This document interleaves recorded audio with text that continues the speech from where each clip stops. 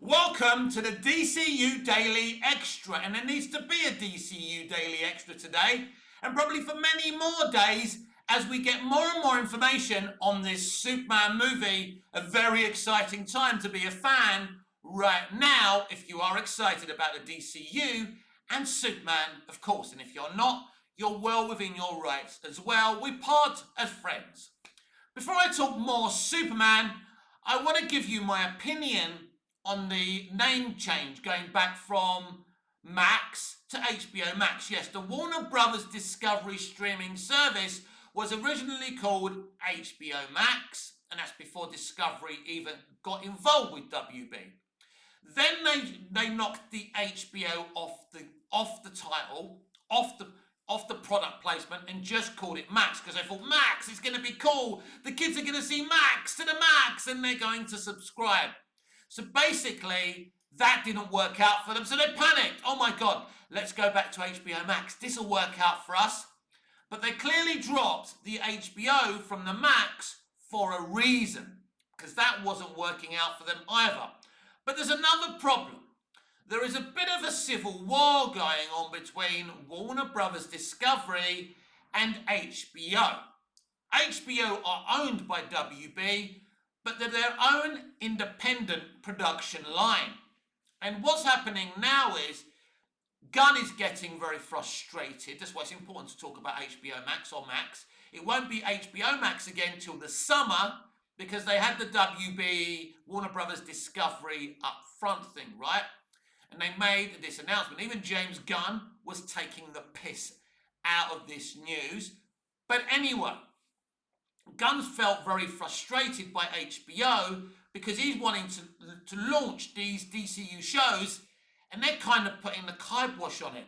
There's been a problem with Booster, with the Booster Gold show. There's been a problem with many of the shows he's trying to launch. And this is the problem. And this streaming service is partially WB and partially HBO. That's a problem. Because Warner Brothers, every time they want to do something, HBO start complaining because it's our reputation here. And I think that's part of the reason they dropped the HBO.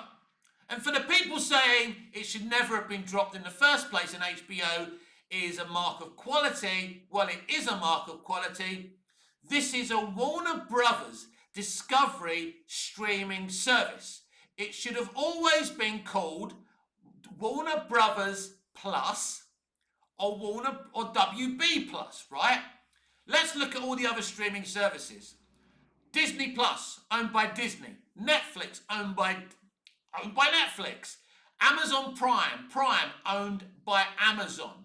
Paramount Plus is owned by Paramount. Can you see a consistent theme here? But oh no, hold my beer, WB is saying. Let's launch a streaming service without our branding on it. And this is why they are the dumbest studio in Hollywood.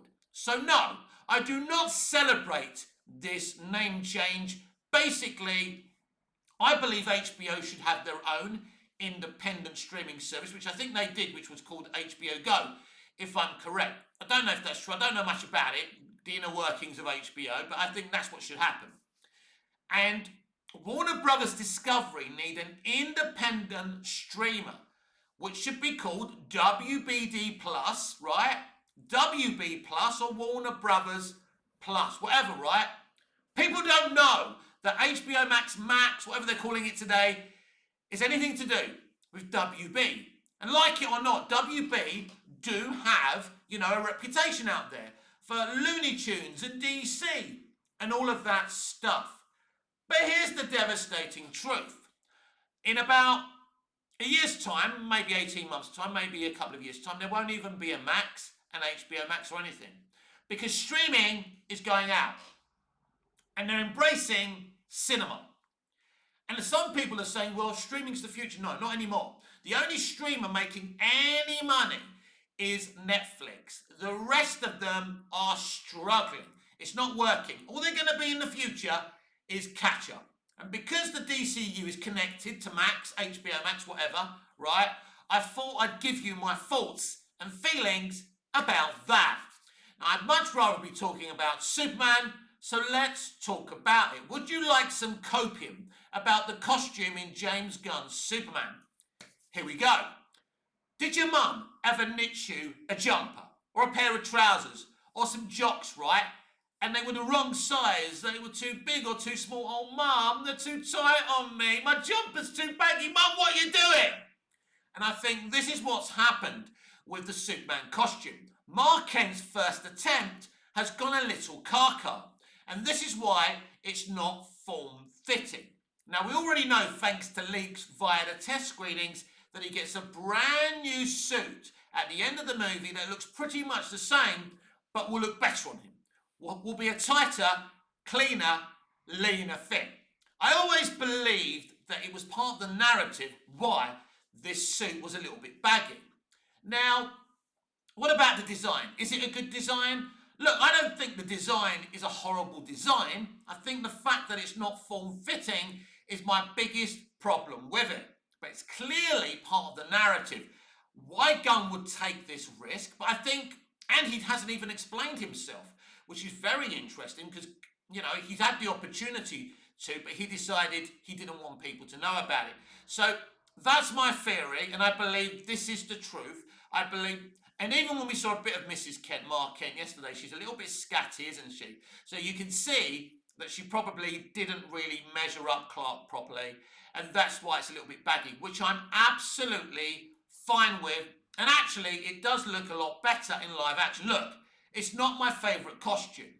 I'm still a Superman 78 costume man because it's not too flashy, right? It's understated. It's a classic Superman costume. And I love the Cavill costume. Apart from those things on the side, I hate them, by the way. They really annoy me. And it annoys me sometimes when it's a little bit darker than it needs to be. It's funny with Snyder. Sometimes he shot it lighter and sometimes he shot it darker, which is very interesting. I think a Superman suit needs to be bright blue, right? And I think it needs to have popping colours, right? Because that's who the character is. The internet claims that they're all Henry Cavill acolytes and that come release of Superman, they're going to boycott the movie. Well, that won't be proven on the internet. That will be proven within the box office. If this film flops, then you're all right. You were loyal to Henry Cavill. But I don't believe that this is the case. People like that Star Wars girl and really who simps Henry Cavill, and the only reason she likes Henry Cavill is because she wants a bit of that, right? She wants a little bit of how's your father with him? Well, I'm a married woman. Yeah, hon, aren't you? Oh, I know plenty of married women, right? And yeah, at first they're like, I love my husband, I love my husband, I love my husband! Yeah, but they still do the deed because the husband isn't taking care of business. And that's why you like, Anna, that's why you like Henry Cavill. It's not because you think he's a great Superman. And that's the thing with Henry. He's a really good actor. He's a good Superman. I don't think he's the Superman everyone claims he is. He's nowhere near in the iconography status of Sir Christopher Reeve as far as I'm concerned. But he was a good, right, to great version of the character. He's not bad. I like him. Part of the issue with him was, for some fans, was he didn't have much dialogue, especially in Man of Steel. And he doesn't have much more to say in BVS. I tell you what exposed this the most. In BVS, they had a great opportunity, right? When he walks into the courtroom, right? When he walks into the government building, he goes on the stand. Before he can speak, they decide that the government building explodes. Wouldn't it have been a great opportunity to hear Henry Cavill's Superman's passion for being a hero? You know, a little bit like what we saw in yesterday's Superman trailer. How Superman is defending his right to be a good person and a hero and to stand up for the little people. Even the fact when he falls into the ground and it's a crater and the guy saves his life, it's clear that people love Superman. It's something we didn't really see in the Snyderverse, which was a shame. We saw a few banners saying they loved him in BVS because there was other banners saying they hated him, go home alien and things like that. I'm not here to hate on the Snyderverse, by the way. I love it. But I'm just being, objective as I always am. So, you know, I think they're the things that were labelled against Henry Cavill's Superman. And all the women who say he's the best Superman, it's because they want a little bit of How's Your Father with him. I'm not trying to be crass or crude. Let's be honest. Look, ladies, you're only human. He's an Adonis of a man. He's very good looking. And if I was that way inclined, I wouldn't mind. I wouldn't mind a bit of the other with Henry Cavill. But I'm straight. Sorry, Henry. I'm sure Henry's straight. He's married, isn't he, or whatever, right? He's got a girlfriend. But anyway, so a lot of the Henry Cavill support comes from women and gay men who find him attractive. Let's be honest about that. So we'll see how supportive people are towards Henry Cavill. What do you want to talk about in terms of the DCU and Superman? Do you want to talk about some of the projects that have been cancelled since they were announced? Do you want to talk about this Superman movie? Why don't you let me know? Tag me at Twitter, ex-Twitter, at MoviesTVMad, and I will see what you want me to talk about.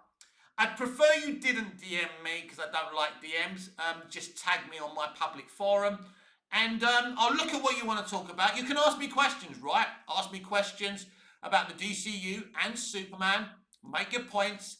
And I will read them out here on the DCU Daily. Until tomorrow, have a lovely day.